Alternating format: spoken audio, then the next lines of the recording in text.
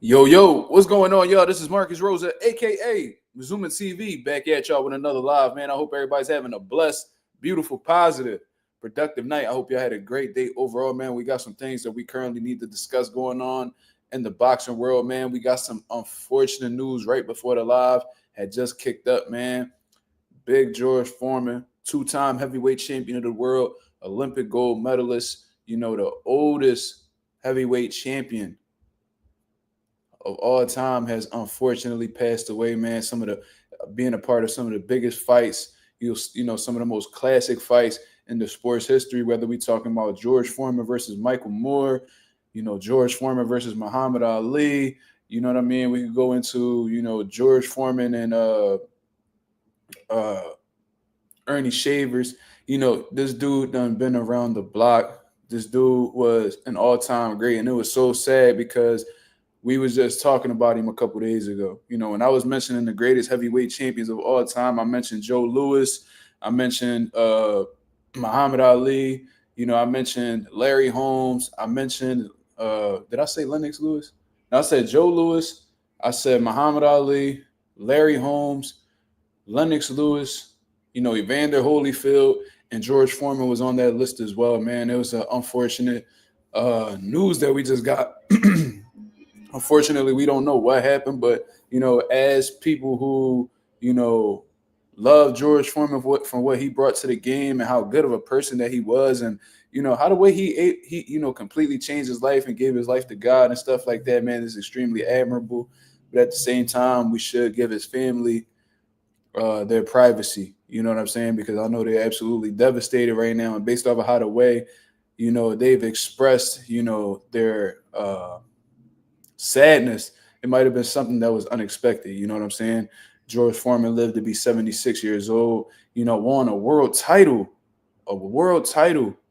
at 45 years old, man. That is a record that has yet to be, broken. I don't think that's going to be broken anytime soon, especially in the heavyweight division. You know what I mean? And that man is an all-time great. But besides being, an all-time great boxer, he was a great man. A devout preacher, from what I understand, a family man. That man loved his kids, took care of them. I never heard nothing bad on George Foreman's name. Love his grandkids. I was just listening back to his interview with Max Kellerman, and you can just see the joy in his eyes when he's talking about him raising his 10-plus grandchildren that he has. You know what I mean? So his life was filled with love, positivity, optimism. You feel what I mean? So that's a life that's been lived. So rest in peace to George Foreman. And my condolences go out to him and his family during this unfortunate time. You know what I mean? It's always tough losing a loved one. Unfortunately, I lost my grandfather, so I know what it's like to lose an elder. And it's not a great feeling. You know what I'm saying? So, shout out to the George Foreman family. And I hope that they, are able to, come together and be as strong as possible through this unfortunate situation. You feel what I mean? I wasn't gonna come on here and just be hype about the news that we was talking about. I hit the timeline and I'm looking at this, I'm looking at this post and I'm like, no way. I read the caption, I'm like, bro, there's no way. Then I hit the Googles, man. TMZ posted it. I'm seeing Shade Room posting it. I'm like, then I checked George Foreman's official page, and they posted it, man. You know what I'm saying? So very, very sad news. You know what I mean? I don't know if he ever had any type of health issues or anything like that. Seemed like a very healthy man, well-spoken. Didn't look like he didn't look like his speech was messed up or anything like that. It looked like he was very well preserved. You know what I mean? But, anything could happen when you up there in age like that. You feel what I'm saying? So, yeah, man. So rest in peace to George Foreman, and I'm praying for him and his family during this tragic time. You feel what I'm saying? He was a man of God, so I'm sure,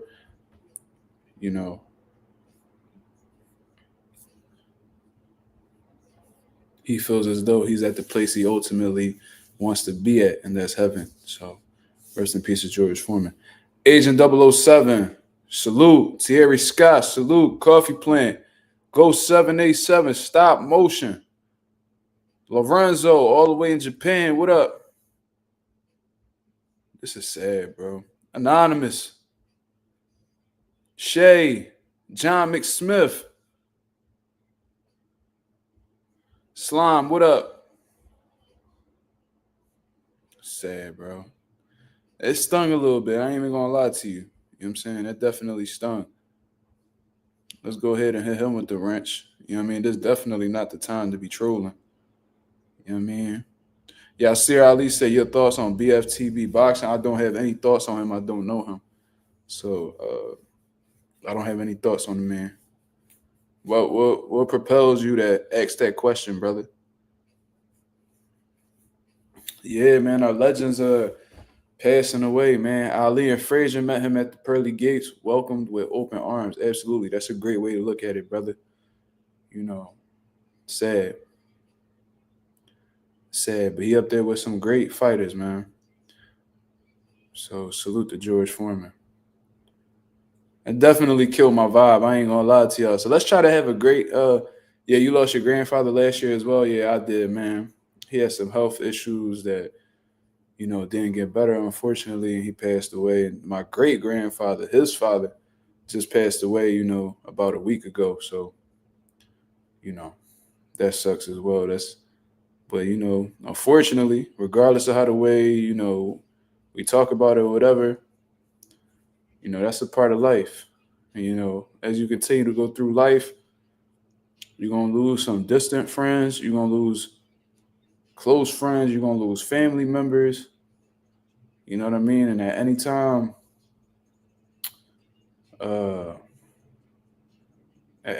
it could be your time to go. So while we're here, you know, in a relatively short time frame, love yourself. Love your kids if you got any. Love your close family members. Love your significant other. You know what I mean? And treat every day not as if it's your last, but, you know, be as positive as possible and focus on creating the best memories possible. You know what I mean? So salute to everybody that's in the building, man. Let's get the likes and let's get the algorithm on the up so the people know that Mazuma TV is live. Things have been going great for me, especially for Mazuma TV, man. I just got a second email from a different brand wanting to collaborate with Mazuma TV. So the people watching, the people paying attention, you know what I'm saying? So we're going to see exactly how that goes. I don't know how this one's going to go in particular, but the first collaboration is in the works. So everything is going well. How y'all doing, though, man? Y'all hear about Terence Crawford? In the meantime, man, we're going to play some couple games. We're going to get back to the couple games. I don't know if y'all, because me and my girl stood in the crib today. We ain't do nothing. Yeah, me and my son a little bit sick, so I don't think it's going to be a fun weekend for us. But yeah, I mean, we're going to play the couples game. And what's this joint called? What we doing?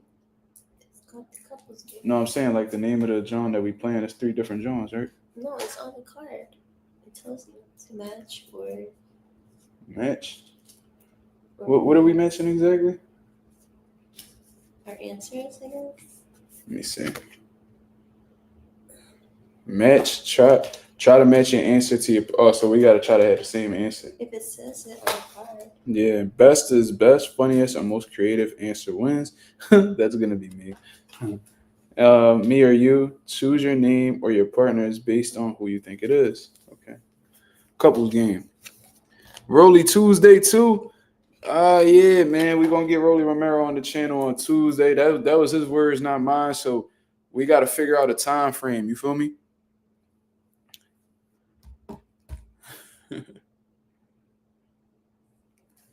So we gonna see, man. But we yeah, definitely one of the GOATs, bro. You know, George Foreman, not just some regular name. That's an icon and a hell of a businessman too. The George Foreman girl, he made hundreds of millions of dollars, set up his family for generational wealth, man. You know, one of the most underrated, one of the least talked about boxers when it comes to, you know, being business savvy. George Foreman was one of them. And he lived a great life, man. He lived a great life. Let's get started, babe. What we doing? Me first? Mm-hmm. What's the worst date we ever been on? Is it? Where's the marker at? I gave you money. You gave me it? Oh, okay. What do you think it is?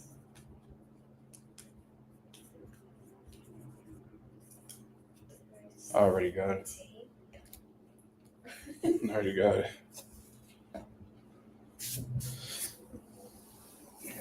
Yeah, he definitely was the blueprint, man. And he was one of those people who actually made money and then kept the money. You know what I'm saying? Like once he I know he retired back in 77 and then he came back around like 88 and stuff like that. But once he hung him up for good and didn't need to go back or was desperate for money.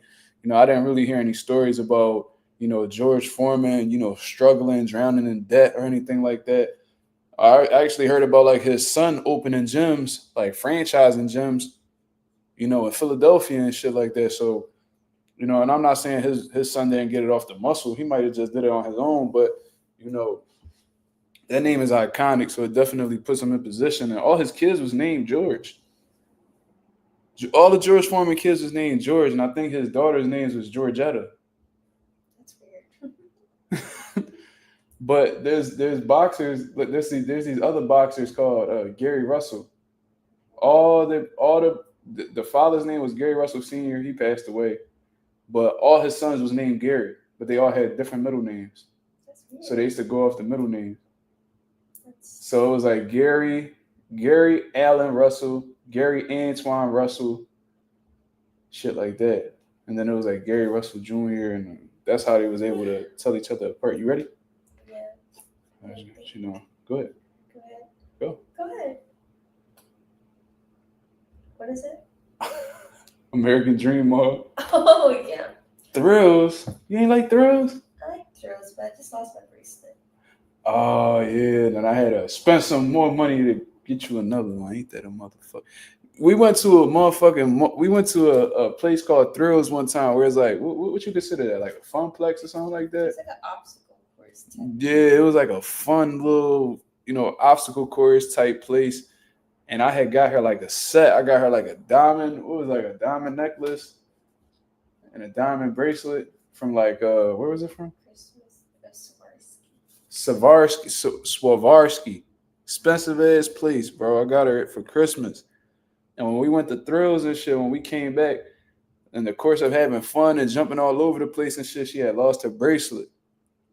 So she was real upset about that. I felt bad that she was upset about it, so I went back and bought another one. That was a few hundred. You know what I'm saying? Hurting a nigga pockets, but it's all good.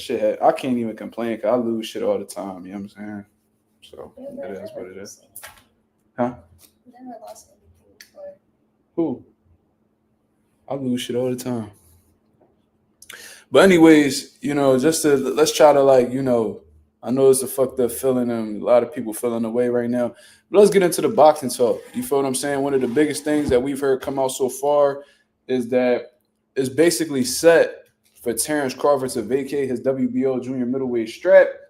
Did you win? You got one? Let's match it. Which one of our friends drives us crazy? We have to say the same friend? We don't got the same friends. I don't know. But just think of both ours combined together. I already know what you're gonna write. Good. It's pretty much set, and I don't know why people just say this like it's set for him to do something. Like, is it a whole process to vacate a belt or something like that? I thought all you had to do was literally just send a letter to the sanctioning body or give a call to the head of the sanctioning body and just be like, yeah, like this nigga said I'm playing a couple games. It's time for him to stop being lonely. But I don't know if it's like a whole process behind vacating the belts and shit like that, but it said pretty much that Terence Crawford is set to vacate his WBO title in the junior middleweight division. So that lets you know that Terence Crawford does not plan on coming back to the 154-pound division. Not like Jermell Charlo, who attempted to keep his belts and was ultimately stripped of most of them. Terence Crawford is pretty much saying sayonara to the junior middleweight division, man, and his eyes is set on fighting Canelo Alvarez. Now, when I had Brian Bomac McIntyre on my channel about a year and some change ago, shout out to Bomac, man. I had asked him personally after this Canelo fight, will he be coming back to the sport? Will this be the last fight for Terence Crawford? And Bomac, he ain't lied to me. He ain't sugarcoated. He said that it's a strong likelihood that Terence Crawford will not return to the sport. He may hang it up after, fighting, Canelo Alvarez. You feel what I'm saying? So, this ain't a surprise to me at all. Terence Crawford may just take this fight with, Canelo Alvarez, a win, lose, draw, whatever the case is. Maybe if he wins, they'll do a rematch or whatever. But regardless, win, lose, draw, whatever the case is, depending on how the way the fight goes, Terence Crawford might just ride off into the sunset. We got to really think about this, man. Terence Crawford is not, you ready? Terence Crawford is not the, we got the same name. Terence Crawford is not the youngest dude on the block, man. And he made that clear, like, yo, like, I ain't about to be fighting these young guns and all. Like, I'm out here with bigger fish to fry. If he felt like he had more time, maybe he would acknowledge a Jerron Ennis. Maybe he would acknowledge, a Virgil Ortiz or whatever the case is. But he knows that his time is limited. He know that boxing is a short window. So while he got whatever he has left in the sport, he's going to go after the biggest names. And that's exactly what he's attempting to do. You feel what I mean? So let's see how Canelo versus William Skull goes. I believe Canelo has the experience and the style possible to defeat William Skull based off of, the film that I saw. And hopefully we get to see this fight right here, man, because this may be the last time that we see Terence Crawford step into a boxing ring, in a professional setting. You feel what I'm saying? What's the questions about? Y'all want to know about the questions, or y'all want to hear what I gotta say about boxing? The boy StreamYard was like, I'm on StreamYard, and there's a nigga named StreamYard. You know what I'm saying? He asking what's the questions about. It's a couples game, so it's all different things. I don't think y'all really. Anonymous said no, he don't want to know. Yeah, like we want to talk boxing, bro. So ain't no point in really telling y'all. But I'll read it out loud. What couple's Halloween costume would we rock? Couple's Halloween costume. That's some extra shit. Chris O.Y., I'm chilling, my brother. I hope you're doing well, man. Shout out to my boy Chris O.Y., one of the newest members of the Wrench gang. You feel what I'm saying? Out here studying up. Salute. Chris Alves says Muhammad Ali and George Foreman are in heaven right now talking. Yeah, I was just so glad that after the bad blood them two guys had, they actually turned out to be close friends after the fact, man. You feel what I'm saying? George Foreman actually turned out to love Muhammad Ali, and he said it on several occasions. Muhammad Ali is the greatest man to ever box, and I agree with him. He may not be, it's debatable. Obviously, it's all opinionated. Muhammad Ali may not be the greatest fighter to ever box, but without a doubt, the most iconic and the greatest man, essentially, to ever box. You feel what I'm saying? Let me see. What couple is Halloween? You wrote something? No, I didn't. I was trying to look at that one. Let me see. This is a good idea. I bet you we're not gonna get the same. It's supposed to be like the best answer. Yeah, best, but whatever. He said both of them got you into boxing. That's what's up, man. And George Foreman was an absolute killer, bro. You know what I mean? When he was in his younger days, he was just search and destroy, pack you up, get you up out of there type situation, man. But as obviously after that long 10 or 11 year layoff that he had, he came back and, of course he still had the power. He was big George Foreman. He's one of the biggest punchers to ever lace a pair of gloves. But he came in there more intelligent, more wise. And he prioritized his brain over his emotions because he was a real emotional fighter. And I think that's what really cost him that L against Muhammad Ali, if we being honest. You know what I mean? Not really thinking in there, you know what I mean? Just shooting his low pause and putting his emotions before his intelligence. And I think that he came back a wiser fighter. And, man, if he was able to have that same, killer mentality, the youth, along with that, intelligence, George Foreman would have been on a whole different level. But he showed you that he could be a champion in both of those phases. You feel what I mean? So George Foreman is the man.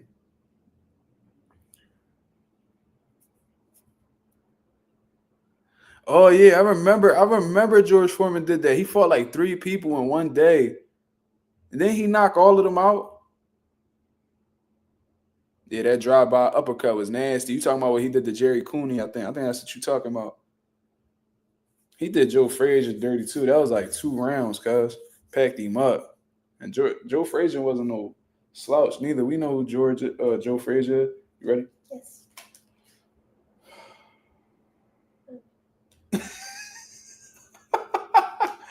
Tom and Jerry. That's horrible. That would be a dope Halloween outfit. I think mine's is better. Hot dog and bun. That's a pause. It's not a pause. It would be a pause if it was another guy. Me dressing as a hot dog is a pause. Me being a bun is a pause. There's a pause on my side. What is we talking about? He did Ken Norton dirty. He did a lot of people dirty, bro. George Foreman was the man. Certified killer, bro. He'd have came up in this era, a lot of motherfuckers be in trouble. I know that. Me or you? Uh-huh. Who would make a better detective? Ooh.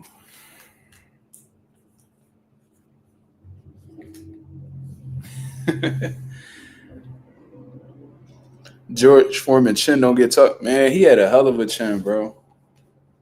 He had a hell of a chin. I was watching that fight with Tommy Morrison. Tommy Morrison hit him with bombs. My fault.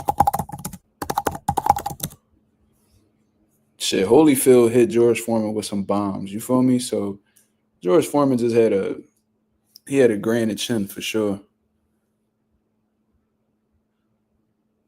J Cash, what up?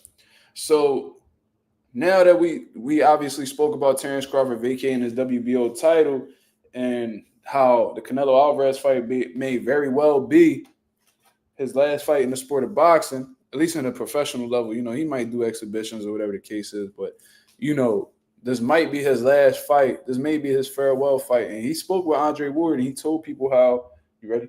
He told people how I'm better than you. I'm better than you. First of all. You're better than me. Yeah, I am. You want to have a detective bed? You won't, man. I will, man. You keep stealing my eraser, man. Yeah, cause I don't know where mine at. Oh, right. But he also appeared on the Proud Family on one of my childhood shows. Did he really? Damn, George Foreman. George Foreman was the man, bro. He was an icon, man. He was really an icon. Yasir said thoughts on Rigondeaux returning in April. How old is Rigondeaux? Like 43, 44? He coming back in April? I mean, if it's the right opponent, then, you know, it's cool. You know what I mean? Is it going to be at 118, 122? What we doing? There's a lot of information I don't know. So I can't really speak on that. But, Yasir said 45. Damn. Guillermo up there, man. And he may possibly be over. He might possibly be older. You know what I'm saying? Because we don't have records on like Cuban guys. So they could say they one age when they're a totally different age. You know what I mean? So if he coming back, man, that's what's up. You know what I mean? But hopefully he don't get in there with nobody too crazy. They said Rigo is Cuban, so he might be 70. That's a fact. I remember niggas talking about Luis Ortiz was like, niggas was saying he was in his late 40s when he was fighting Wilder and shit. Who knows? I mean, there ain't no way to really know. I be thinking all them Cuban dudes be looking older than what they say. I be thinking Lara older than what they say, all that. Along with Kobe Bryant, too. What you mean? Kobe Bryant. Oh, okay. Yeah. Shout out to Kobe, man. That was probably the hardest celebrity death I had to experience. That one hurt. I was a huge Kobe fan, especially in my early teenage years, bro. You couldn't tell me nothing about Kobe. What's the question? What do I do with these? Put them here. If there were a movie about our relationship, what would it be called?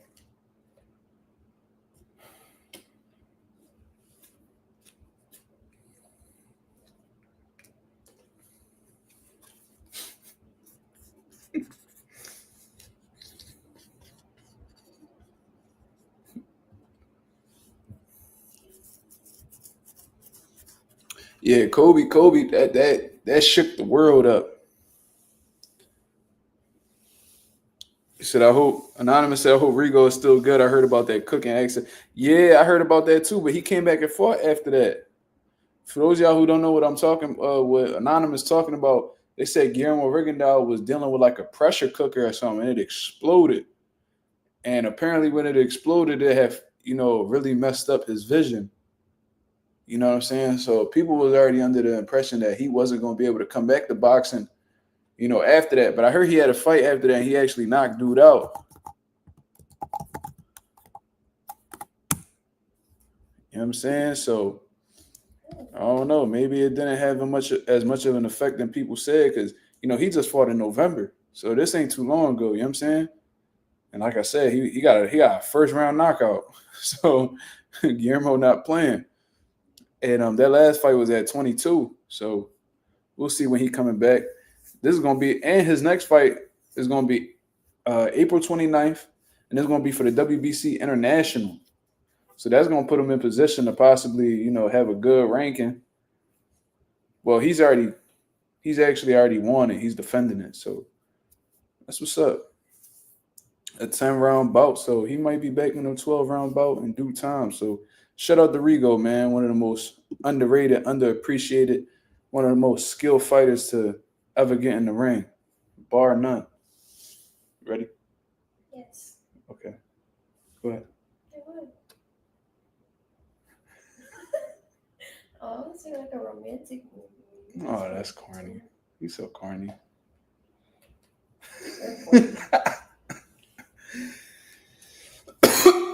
You know what game we should grab? What? That a crack the case game.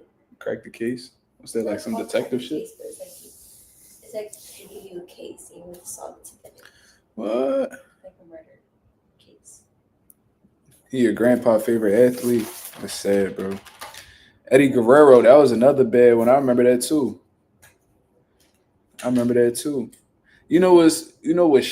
It wasn't necessarily sad. It was kind of like crazy.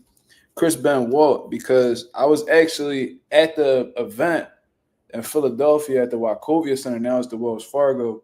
At the Wachovia Center when Chris Benoit had his last wrestling bout. And they were supposed to do like a pay-per-view that Sunday. You know what I'm saying? And Chris Benoit didn't show up. They said he had a family emergency, whatever the case is. And if y'all know the story on Chris Benoit, then y'all know. But that one was crazy too. That was Steve Irwin, the Crocodile Hunter. That was a sad one for me. Yeah, I mean, because I used to watch him all the time. So hearing about that sucked. It was a few of them, bro. A few of them Jones hurt for real. So with Terence Crawford vacating the WBO title, Xander Zayas look like he throwing a motherfucking party on Instagram. He loving it. He like, oh man, we got Terence Crawford out the way. Now the WBO about to be vacant. Oh yeah, like I need that belt. So he on one. Let me see what Xander had to say about this. Xander Zayas goes on and he says, World Championship next. Mood. And that's him right there. Tongue out like Jordan. You know what I'm saying? He's celebrating. He can't wait. He loved that his opportunity is coming in. Now we're going to have to look over the WBO rankings to really get an understanding of who may be a realistic opponent for Xander Zayas. Considering that he's the number one guy in the WBO right now, automatically he should be in line to fight for that belt. You know what I'm saying? Well, if Sebastian Fundora has it, that means. But wait, no, I'm sorry. WBA. Wait, I'm tripping. What's going on?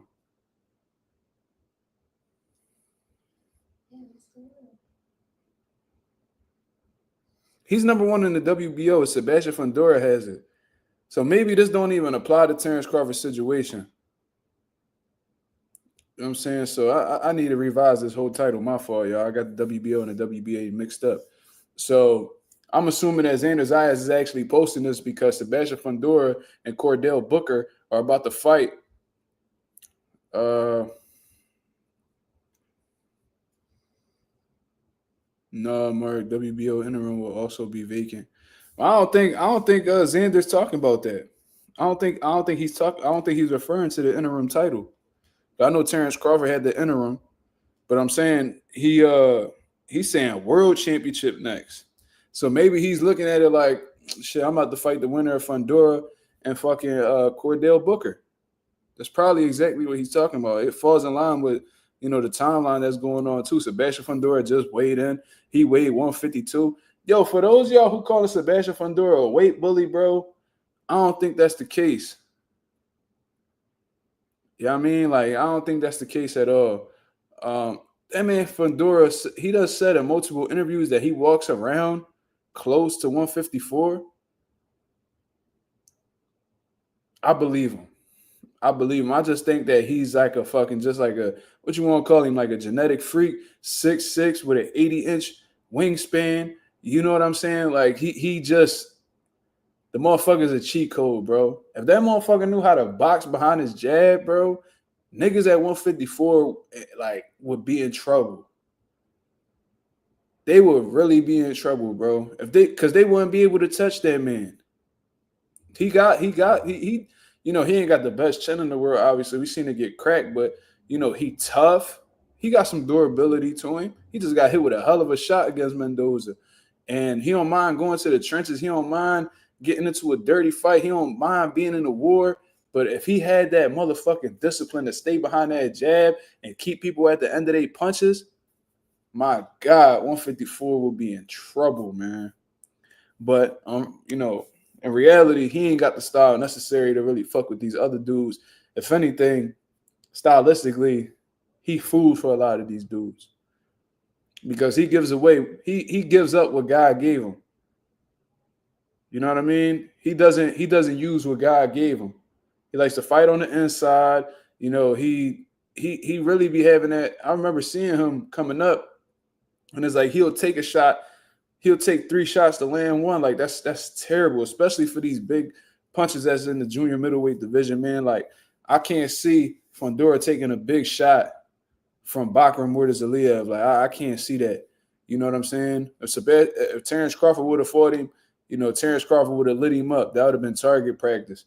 He'd have been asked out either way, yo.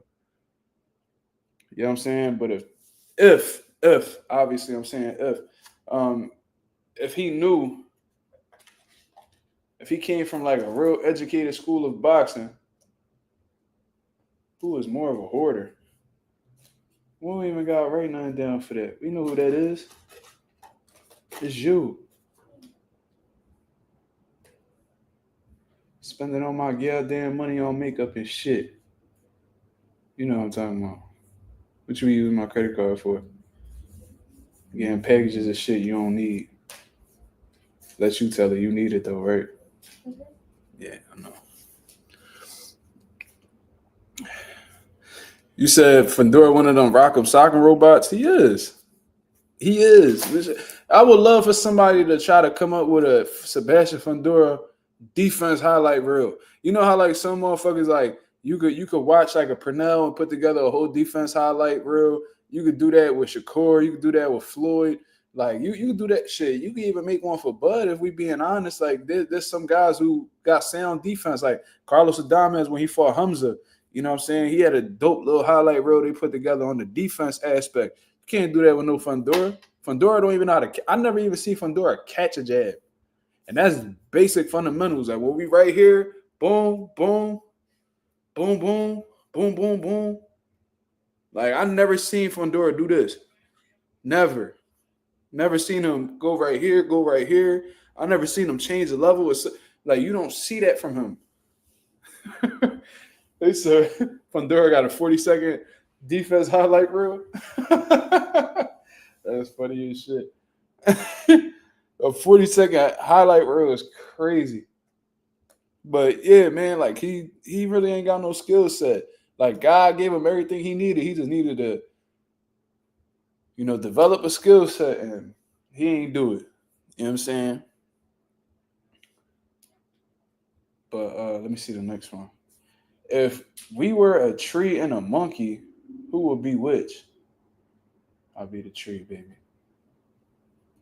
I'll be the tree. Let's go to another one. So I'm the monkey. I ain't about to be no more. You ain't about to be calling me no motherfucking monkey. I'll knock your ass out on crib. What was the worst trip we ever went on? The same thing as a date. Okay, let's skip that one. Who's better at giving gifts? Me. Okay, we'll skip that one. What's the biggest factor for us to get a good night's sleep?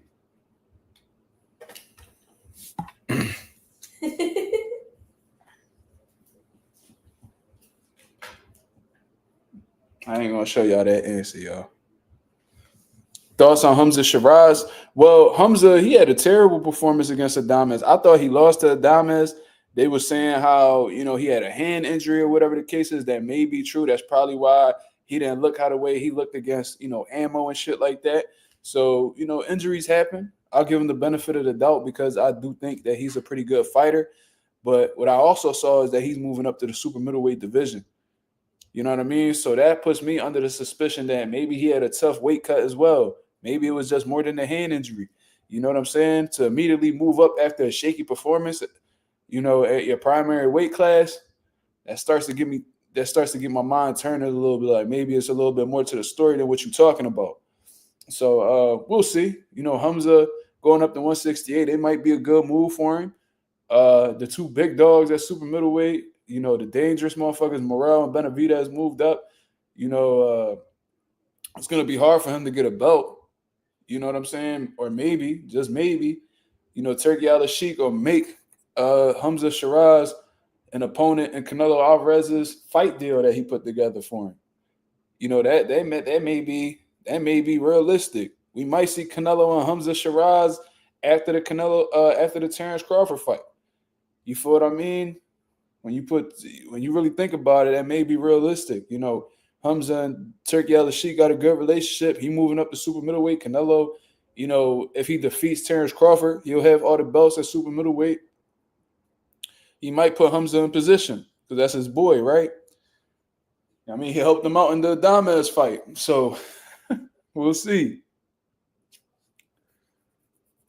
Nigga said, drop that ham log. That's crazy. He said, this nigga said, drop that ham log on her for a good night's sleep. My shorty can't get a good rest without it. That's what she be acting like, man. I ain't even about to get into. That's gonna be TMI. That's too much for the internet, man. If we ever skip a night, so I'm so tired. I'm so tired. Then when she get that ham log, the ham log crazy. We put that ham log on. She's like, I felt great this morning. She jump out the bed, do a motherfucking cartwheel and shit. And I'm over here tired than a motherfucker. It'd be the whole opposite.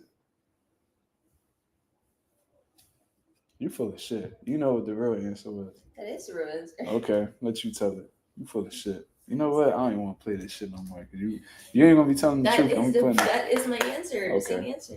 Okay. No, it's not the same answer. Yes, it is. No, it's not. What are you talking about? Where was our first vacation? You know that. It was Puerto Rico. We gotta go back.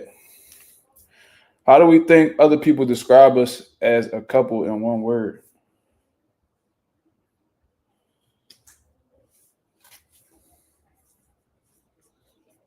Yo, I got a story for y'all too, right? So today, this is the second time this shit happened, by the way, and I've been trying to tell this fucking woman that I'm a sex symbol, right? I've been telling her this shit since I met her, and she always trying to kill my self-esteem and try to put me down and shit, act like I'm lying. So, yeah.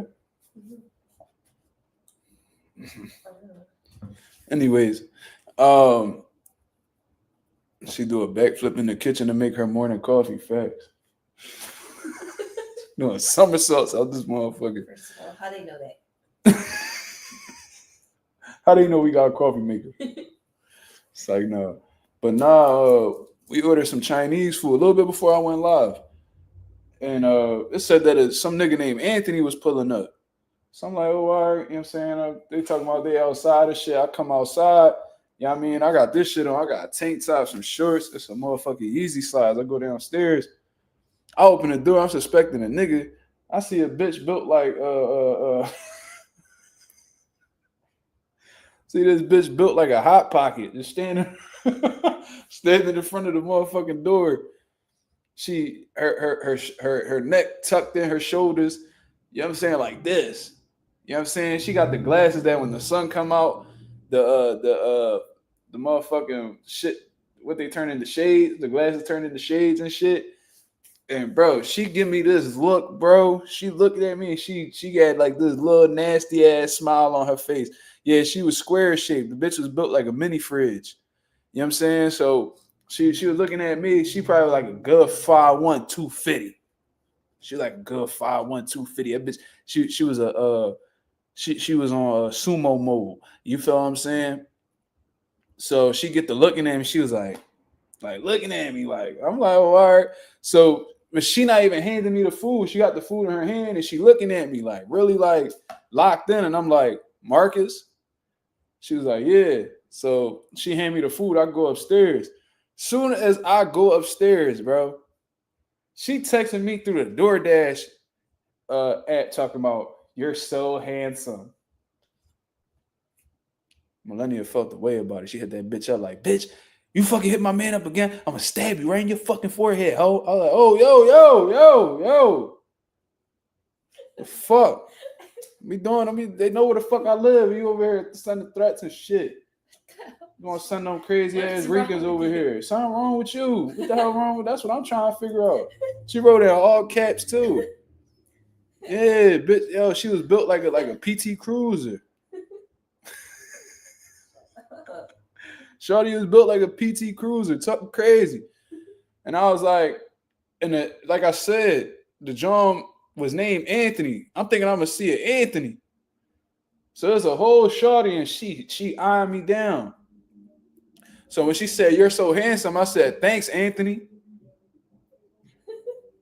They think it's a false story. Tell them. We got the screenshots. We got the screenshots. And she wrote all caps, bitch, I stab you in your forehead. Oh, I spit in your eye. I was like, oh shit, hold up.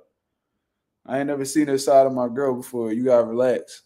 She only say like 3 words a day. That's not like her. You see what I'm saying? She built like a mid-sized U-Haul truck. That's crazy. She built like them small moving U-Hauls, like the cheap Jones, like the $30 a day Jones. Oh yeah. But anyway, she talking about, that's my friend.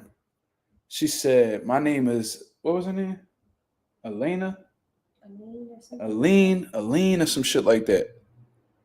And that she gave me her number. Now, this ain't the first time that this happened. There was a bitch built like the Green Goblin that came at me last time. I'm lying. You didn't see her? I said, oh yeah. She had, you know how the Green Goblin had like them, like what he had, like gold teeth or something? He had like some weird looking teeth. The Green Goblin, she had the same teeth. So looking at me. Mind you, her nigga come out the car and give me the food. Her nigga come out, give me the food.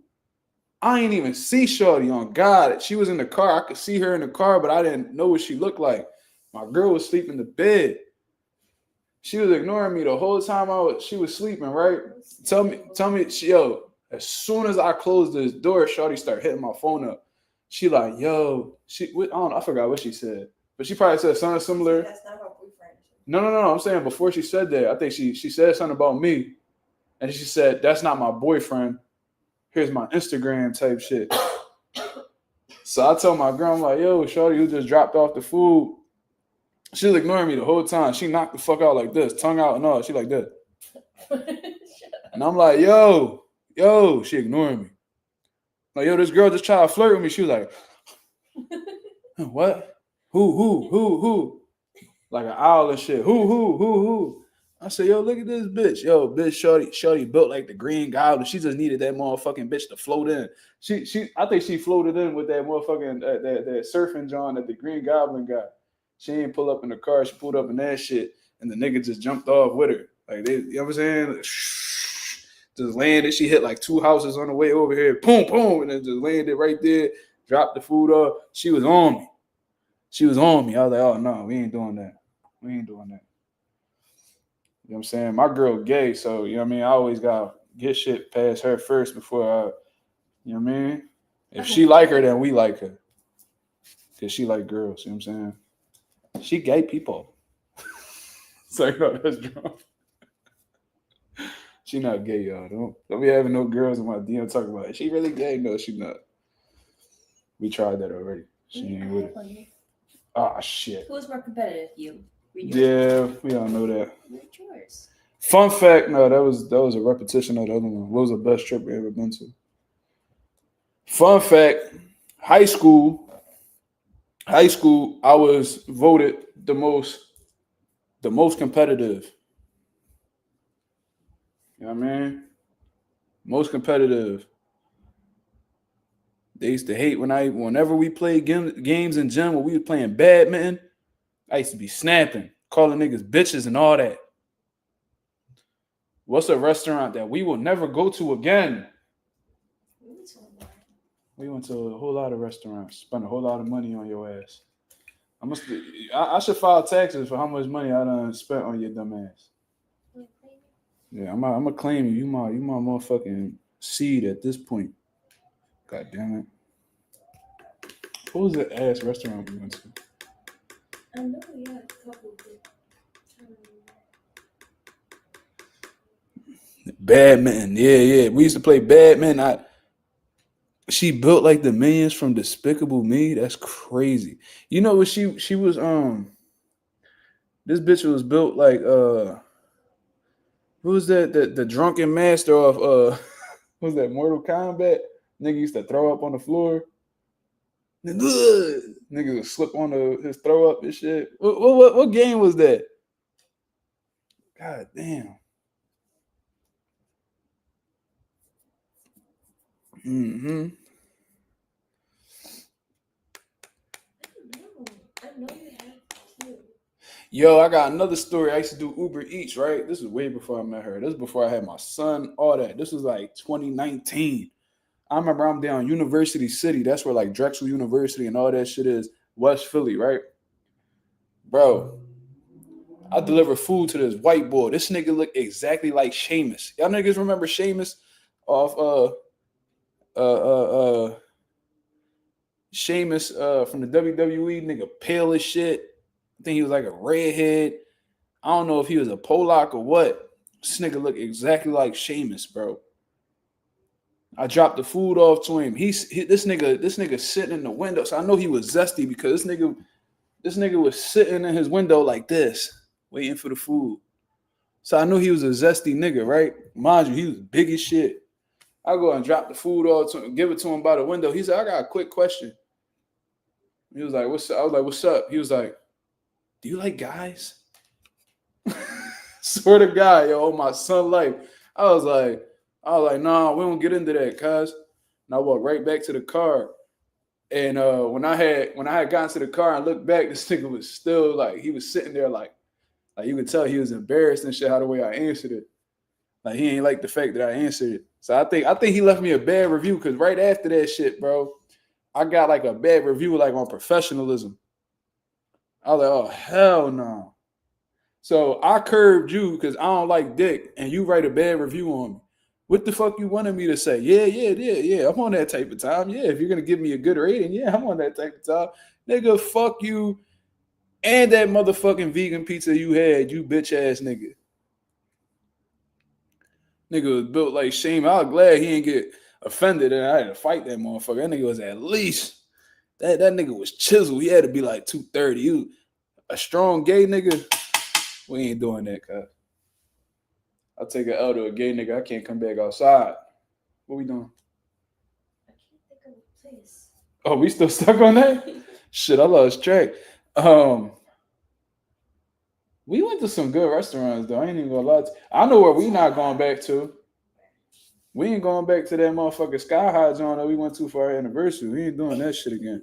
Them motherfuckers did me dirty. Yo, for my niggas that's out here, bro, sometimes simple is better, right? Because for our anniversary, we went to this place called John George's. John George's. And it's like on, I don't know what floor it was on. It was way higher than that. But anyways, we like at the top of like Philadelphia. We overlooking the whole city, right? And you know, I'm not too experienced. I'm not really, bro. I'm from the hood, bro. I'm not experienced with like these high end restaurants. Ain't nobody ever take me, none of that. So, long story short, I go in that John, bro. What I had a steak. What I had? I had steak. I think she had salmon, right? That's all we had, and they gave us like some complimentary bread with like butter and shit. It was hella fancy, cuz. So, bro, that shit alone. I don't know how much that shit was. And plus, it was small ass portions too. How the fuck y'all niggas be charging all this bread? Y'all niggas so fancy, but and y'all charging us all this bread, but we still be hungry when we leave the motherfucker. You feel what I'm saying? Like, if y'all niggas gonna charge that much, at least we leave this motherfucker full. Nigga, I should have the itis when I walk out that bitch. Y'all punk ass niggas can't even give me nothing. Bro, that shit was like at least 180 for our 2 meals, right? So I'm like, all right, y'all niggas drawn, but all right. So then, bro, this nigga pulls out an iPad, and them niggas put the pressure on you too, boy. They're like, and right here, you can decide what you want to tip us. Bro, the gratuity charge was like fucking 25, 30%. So I'm doing the math in my head, like 30% of 180. I'm like, God damn, these niggas charging up something crazy. I'm like, yo, I know these waiters get paid in this motherfucker. And they look over your shoulder the whole time that you doing the. And I'm like, man, now this nigga, he ain't walk away or nothing. He'd have walked away. I'd have gave him like a little small joint. He was overlooking. I'm like, all right, man. Them drinks be packed with ice. Yeah, niggas leaving that bitch parched in the motherfucker. We go to a motherfucking mom. We go to what's that shit called? We go to one of them corner johns. You know, them corner restaurants. Them what they call them? Mom and dad restaurants or some shit. What's that shit called? Whatever. Like one of them small, intimate family johns. And they give you a big ass plate of food for a third of the price. Gratuity chart. Yeah, nigga. Them niggas was getting to a bag over there. That's all I know. Real shit.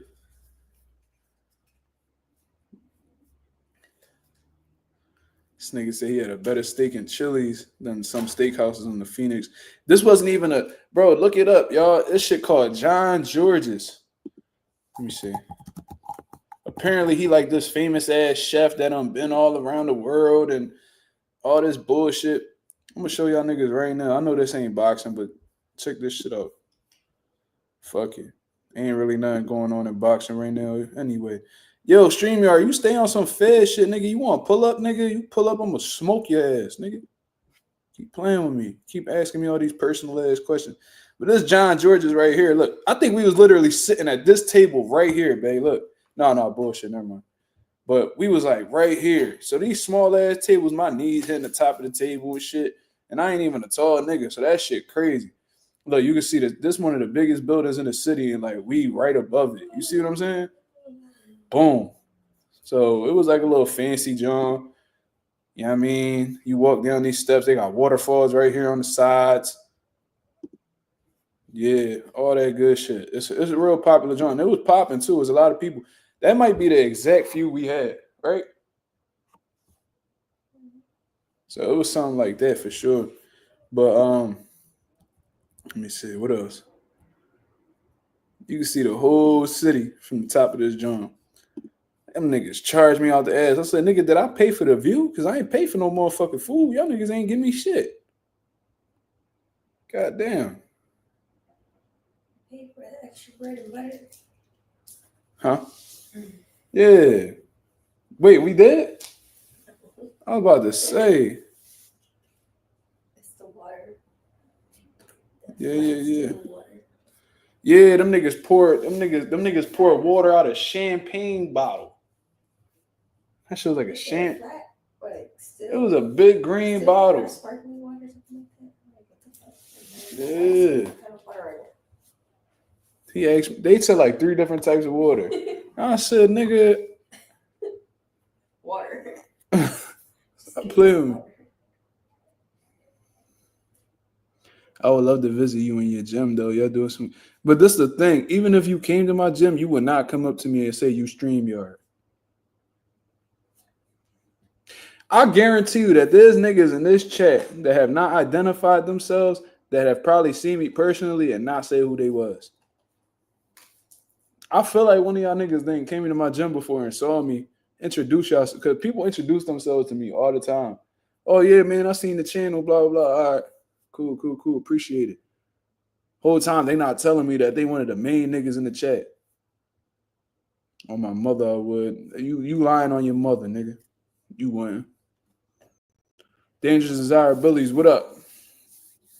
But anyways, Xander Zayas, man. I said all that shit to say Xander Zayas, man. He about to get a big opportunity, man. It seemed like Top Rank letting all they little niggas off the chain now. I wonder why. They seem they having Richard Torres fight that boy Guido. That's gonna be a good John. They letting Bruce Carrington, all of it. He been quiet as shit, being a nice guy. You know what I mean? Letting Jake Paul talk crazy to him. Now he calling out all the champions in his division. Ray Ford came at him crazy. And now Xander Zayas, he out here popping this shit, acting like niggas avoiding him and all this shit. And he just so hungry for a title shot all of a sudden. I don't know. It just seemed like he giving all them niggas the green. Like, I got Conwell beating Xander. Conwell may be too strong. That pressure, that punching power, that strength. I mean, that might really get to Xander. And Xander, he get a little greedy sometimes. And what I mean by that is he'll throw a combination. He'll stand right there. I mean, it's almost like with Xander, when he's not punching, he really a target. I think what really keep people off of Xander is his volume. You ain't gonna do that. You would not do that. StreamYard, you would not do that.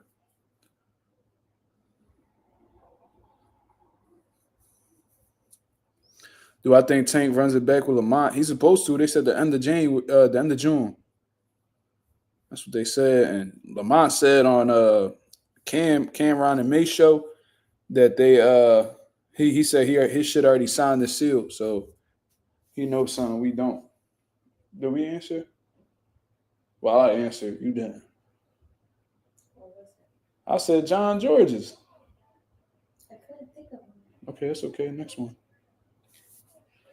Who are our best couple friends?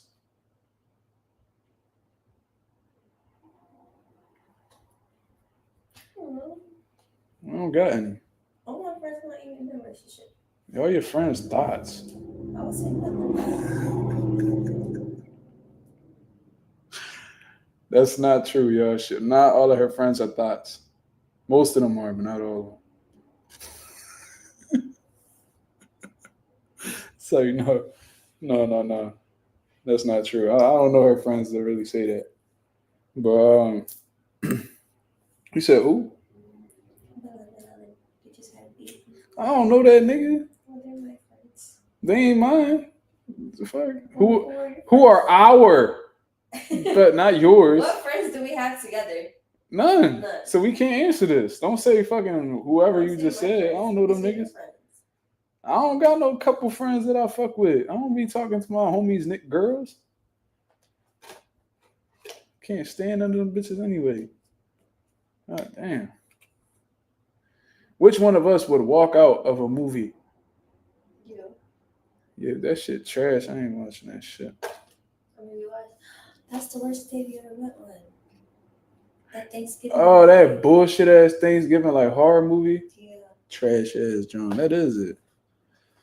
Tellez or Jamel Charlo? Jamel Charlo. You're not shaking your supporter's hand, bro. Send me a super chat. I'll shake your hand.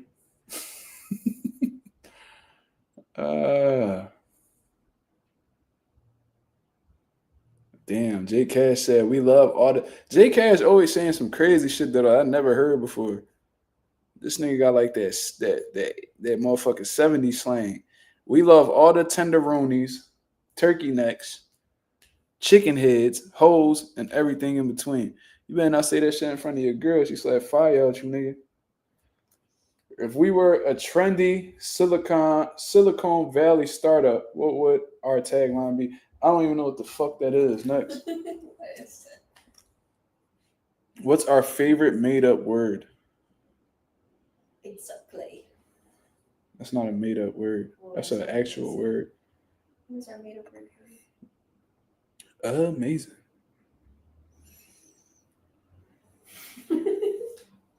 Okay. He said, "Facts, my shorty don't play that shit." Wish my girl would act crazy. I'd choke her out on the live on crib. Knock her ass out. Who is the nerdier one? You next. What?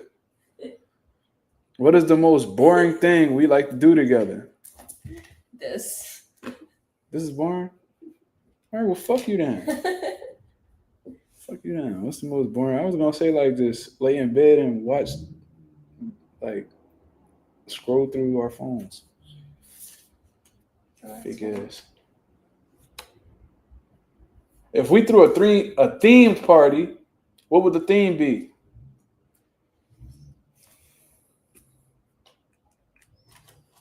Who you got in the rematch between who? You talking about Tank and Lamont?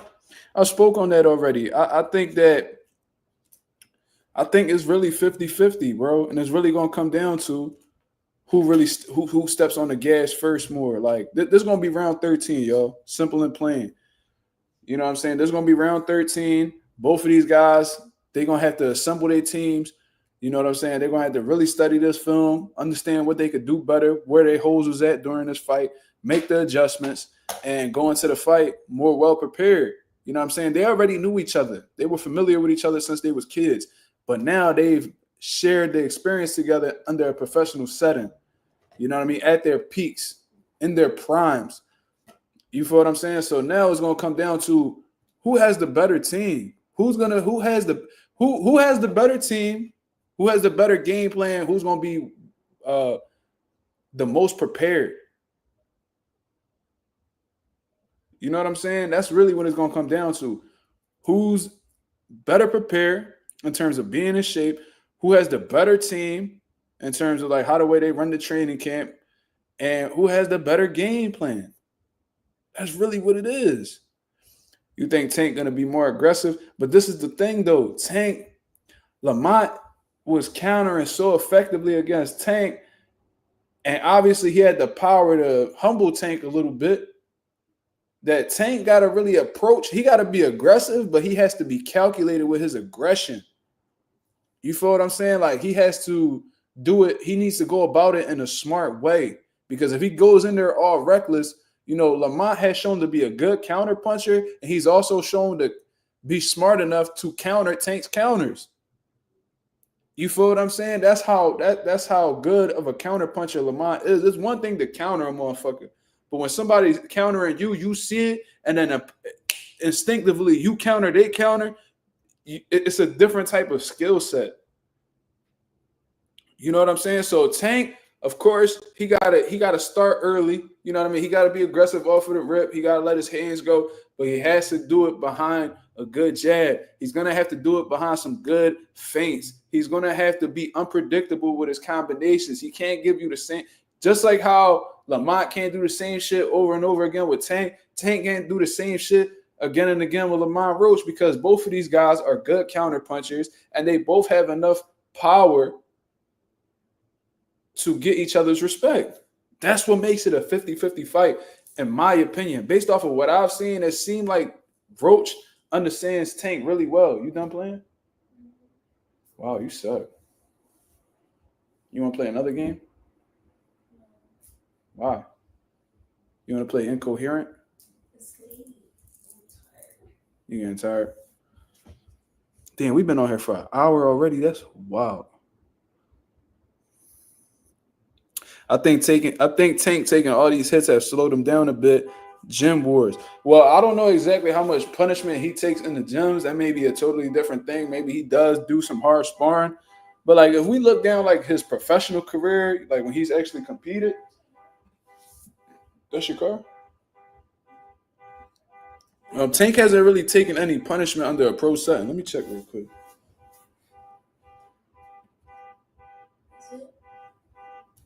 Nah, I think that's like a white Chrysler. Nah, that's not true. He right behind my car, so he better watch that shit. I'll beat his motherfucking ass. On crap.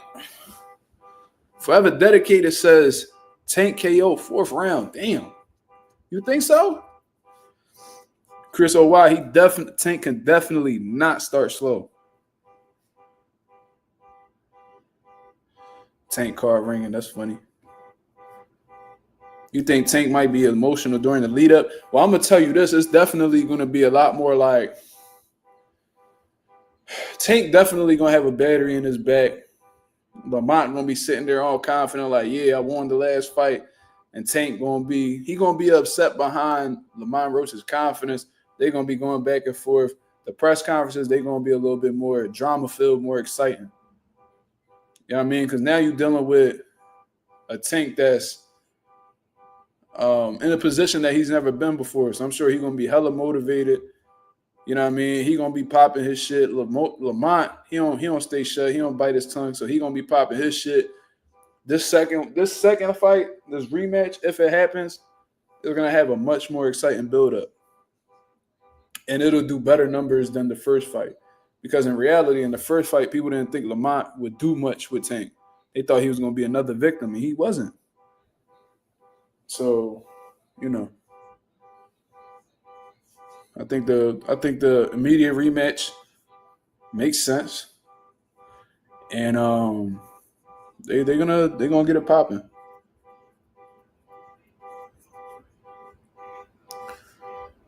And I already see the excuses. Oh, Tank had a lot going on and legal troubles and all this bullshit. All right, that sound good. You know what I mean? If it was really that deep, yeah, I mean, should have postponed the fight, brother.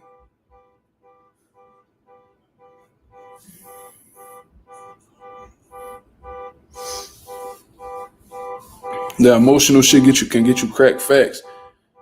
If you let your emotions get the best of you during the fight, and that shit trumps your focus and your logic and your overall intelligence, that shit can get you put on the highlight reel for sure. Tank Pedraza mind frame is back, maybe. We'll see. We'll see. But regardless of whether Tank wins or not, he's gonna have to go through some fire to get what he wants. That's what I think. It ain't gonna be easy. Because I refuse to believe that Lamont gonna allow Tank to catch him slipping in the rematch. He know Tank gonna come back with a vengeance, and he gonna be well prepared. He said it on the Kim and Me show. He know that Tank gonna come back. You know what I mean? He gonna come back, guns blazing, whatever the case is, and they gonna be ready for that. You know what I mean?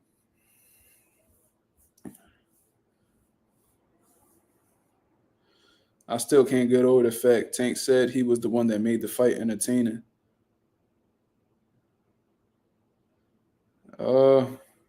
I mean, Tank played his part, but it wasn't just him. You know what I'm saying? I think what made the fight exciting in reality is that we actually seen somebody fight back. Or actually like could take Tank punch and was actually like going band for band with Tank. We don't really see that. Because whenever we seen people step up to Tank and try to go band for band with him, they get sparked. I just got my hair done too. I was about to say, wow. I was like, why are you saying that? Yeah, Tank said that. Yeah, the fight it take two to run, bro. Regardless, bro. It take two motherfuckers to fight in general. So with that being said, it takes two to make a fight exciting. So they both played their part.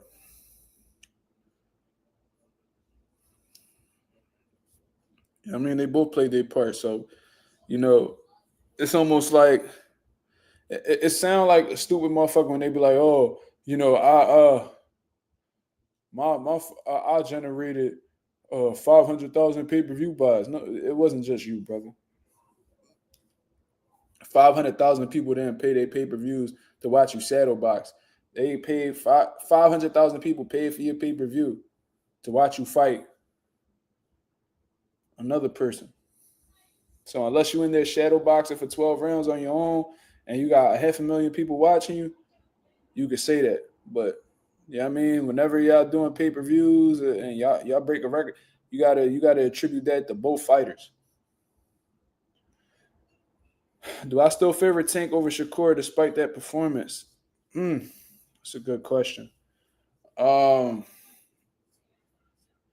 I don't know, man. Watching this fight with Lamont, it definitely goes to show you that.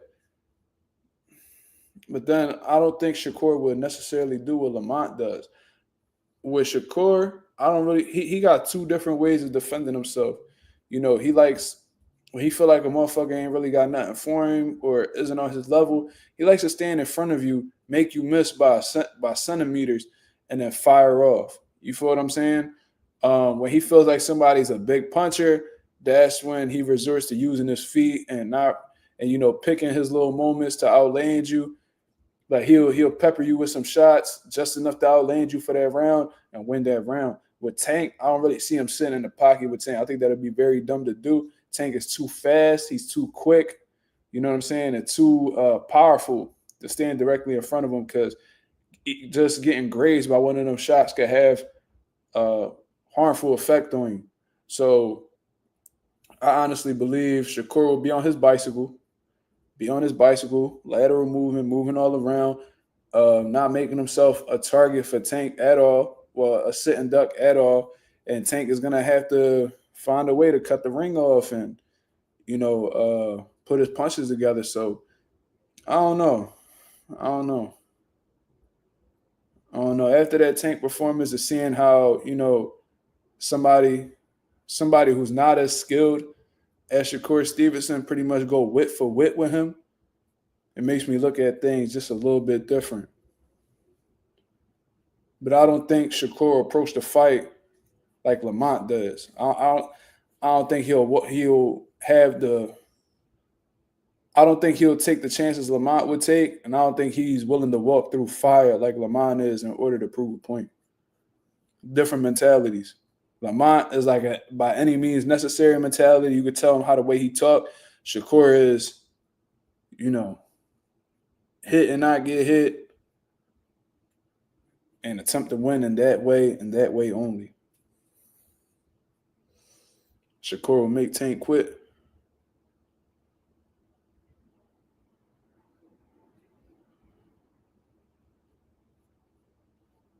What? Lamont ain't risk averse? What that mean? What that mean? Let me look that up.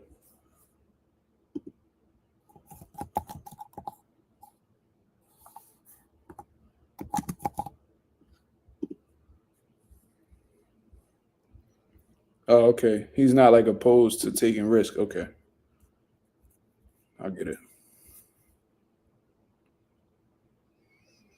Yeah, he got hit with some good shots from Tank, and he got right back to the shits.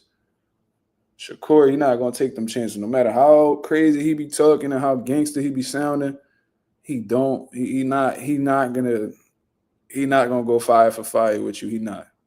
No matter how greasy he talk, he not gonna do that. Which, especially if he know that you got something on them punches, he not gonna go. He not gonna go toe for toe with you. He not gonna go blow for blow with you. I think even if it means him losing, he won't take them chances.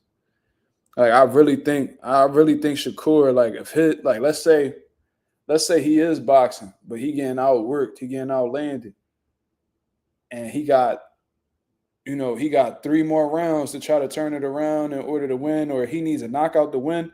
I don't see Shakur going out on his shield or doing. I really don't see him doing that. I'm not saying Shakur a bitch. I just think that I just think that he's a cautious dude, and I think that that's what he prioritizes over anything. I think when Shakur fights, I think his whole thing is to just making home safe. That's what I think. You know what I mean? So if he in there with a killer or whatever, and let's say the dude just outlanding him, picking him off, or his aggression is, taking over the fight and is having more of an effect than your boxing ability. And let's say it's the ninth round and his grandpa tell him, yo, you need to get a knockout to win this fight. He blowing you out the water. I don't think Shakur going for the knockout. I really think he won't go for the knockout. That's just me though. I don't know. I could be wrong. Or like if Shakur like, yo, I'm losing. You know what I mean? I can't outbox this nigga. You feel what I mean? I'm gonna just have to go out on my shit. I'm gonna have to, go for it. And if I crash out in the process, it is what it is. I don't think Shakur got that mentality. I don't think he got that by any means necessary mentality. Lamont Roach showed it. I don't think Shakur got it. Now that don't mean Lamont better than Shakur. I just think that he's willing to take more risks than Shakur. Like I think Shakur got dog in him, but I think it's to an extent. There's some motherfuckers who be willing to die in there in order to win. Like I heard Margarito say that, you know what I mean? And Cotto was like, why would I do that? Like I got a family, I got kids. And Cotto was a dog, but he had his limits. You feel what I'm saying? So that's what I see. That's what I see in Shakur. I think he got dog in him. You know what I mean? He'll show it, but he'll only go so far with it. You know what I mean?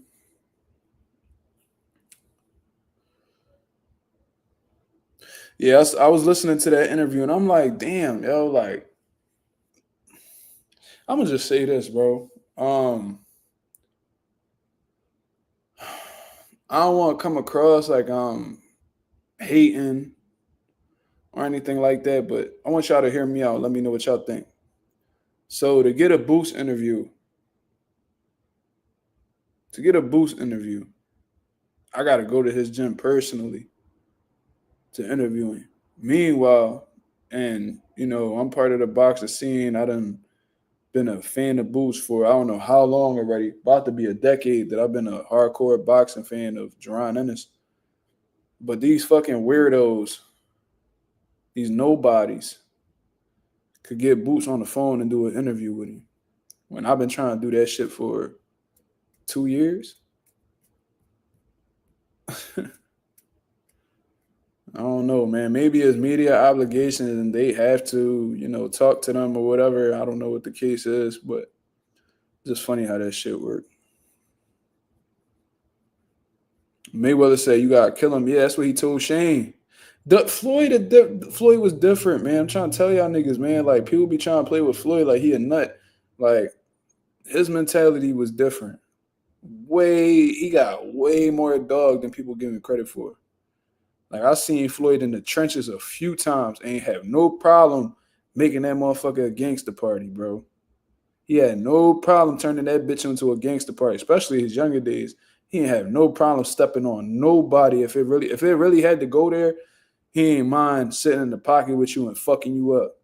Like, he gonna box, but if you push him, all right, let's do it.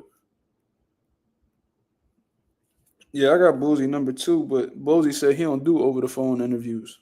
So that's why I was like, yeah, just come to the gym type shit. And I'm like, all right. Then I be seeing these bum ass boxing reporters get interviews with these niggas over the phone. I'm like, damn, that's what I was trying to do.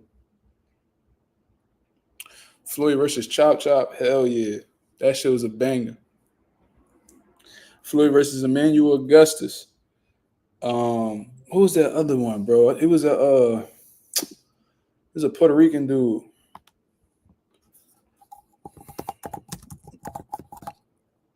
He beat the shit out of dude too. And Endow too. That shit, he was Floyd was a fucking dog, cuz I'm sorry. I think his name was like Henry. Was it Henry?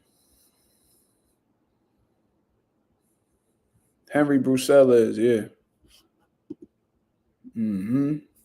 Beat the shit out of him, bro. Jesus Christ. He ain't mind getting crazy with nobody. Angel Man Freddy too. He was beating Angel Man. I met Angel Man Freddy. Cool dude. Cool dude. Said Mark really a home body. I've always been like that.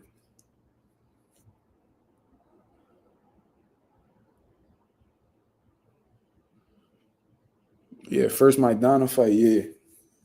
Yeah.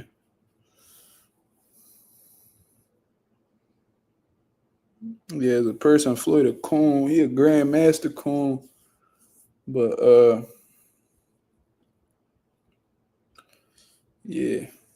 As a fighter, he was phenomenal. I feel the same way about Bernard. I think Bernard a buck dancing coon ass nigga. Great, but he the greatest fighter to ever come out of Philadelphia. That's how that shit works sometimes. Like MJ, they say he the greatest basketball player ever, depending on who you talking to. He a piece of shit. Same thing with that. They say the same shit about LeBron. Miguel Cotto. They say he not a good person either. They say he a piece of shit. Yeah, I seen MJ like turned out like he'll look at little kids with disgust when they ask him for an autograph and shit. I'm like, damn. He'll look at them and be like, and brush them off. I'm like, how you do that to kids, bro? I'm sorry, I couldn't be a celebrity because I feel like I would get canceled. First of all, people gonna rewatch these lives and be like, oh yeah, Mark Craig, he shot the fuck out. He don't like gay people. There's gonna be a whole bunch of that. But like as a celebrity, bro, there's no way I'm gonna see a kid in the crowd and just ignore him and shit. I could never do that. I would feel like shit, bro. I'd probably be there all fucking day taking pictures and autographs. I'd probably be late everywhere I go. Yeah, B Hop told me that. Do I gotta take the picture now? I was like, well, I'm about to go to school and shit. Then he found out who my pops was, and he was like, oh, digging ass nigga. I should have just said never mind and went about my way.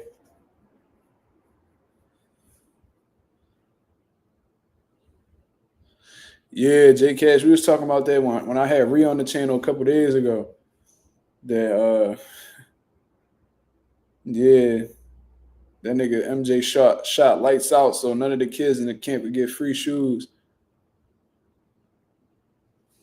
There was this black guy that was running for like mayor of Chicago and shit like that, and they wanted MJ to endorse him. And MJ was like, "No, because Republicans buy shoes too." I was like, "Damn." I mean, he ain't wrong, but that was kind of a, you know what I mean, that was kind of a moment for you to stand up with your people, and you just, you know what I mean, he was on some cool shit. That nigga MJ definitely ain't missed though. He had them kids in there sad than a motherfucker. I would have came out the crowd and tried to pin that bitch. Nigga probably would have pump fake. I'd have moved all crazy. I'd have been looking dumb as shit jumping. He probably would have nailed that jump. He probably would have seen me. He'd have been like, dumbass nigga. Fuck them kids. Draw. Straight draw.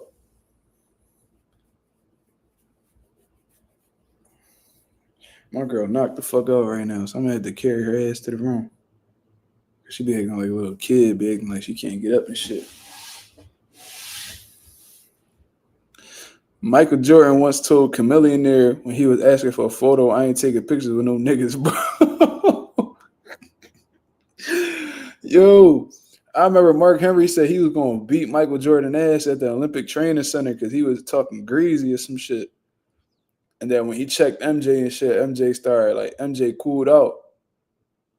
Bro, that's fucking hilarious, bro. There's a lot of funny ass stories about MJ. How about when it was a couple years ago?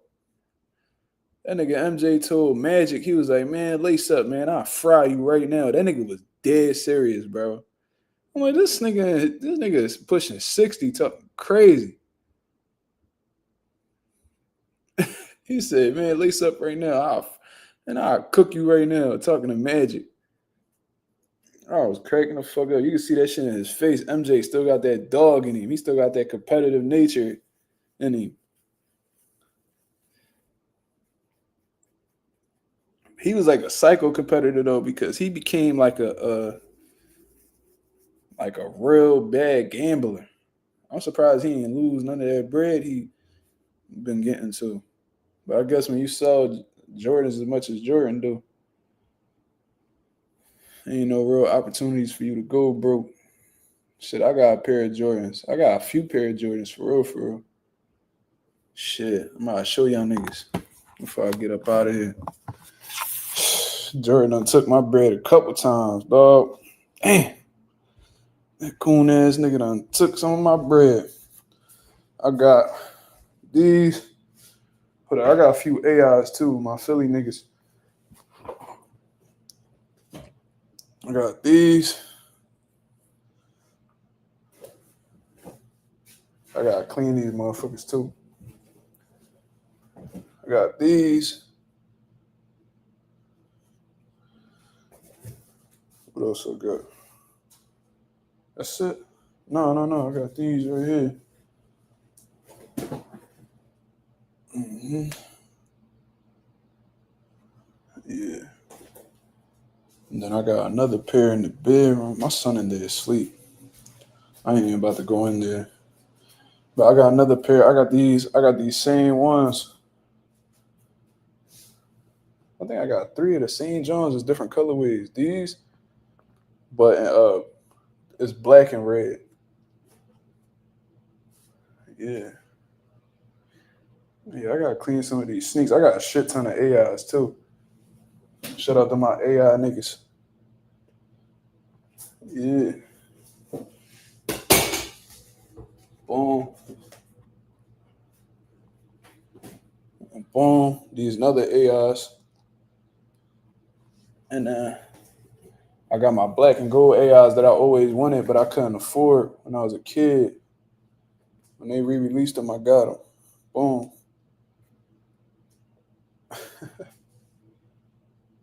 You know what I mean?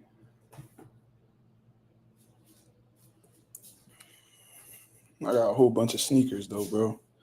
Gotta get rid of some of them. I got Pumas. I got Vapor Maxes, Pandas, some Yeezys.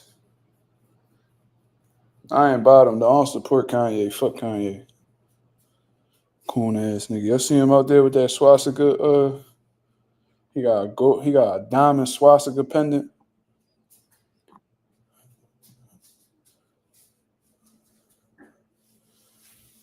I just got the Yeezy slides. I ain't pay for them. For real. My sister had bought them for her boyfriend and they ain't fitting. But they fit me, so she just gave them to me. I don't buy nothing from Kanye, bro. You cool. Fuck Kanye.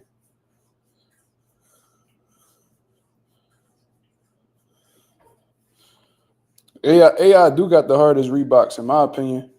He got some up that's up right now. They want like 140. I think they 140. Them Jones fire, bro. I might get them too. But man, I got so much sneaks. It's crazy. I gotta get rid of some of them Jones. I need to clean. Looking at them, they kind of dirty though. I need to sit down one day and just clean all these Jones, especially my Pumas. Them Jones dusty. Then I got my workout sneaks and shit. But anyways, yeah, definitely get some AIs, brother. AI the man. You the truth. You know what I mean? But I'm gonna get up out of here, man. I appreciate everybody that came through and showed love to the channel.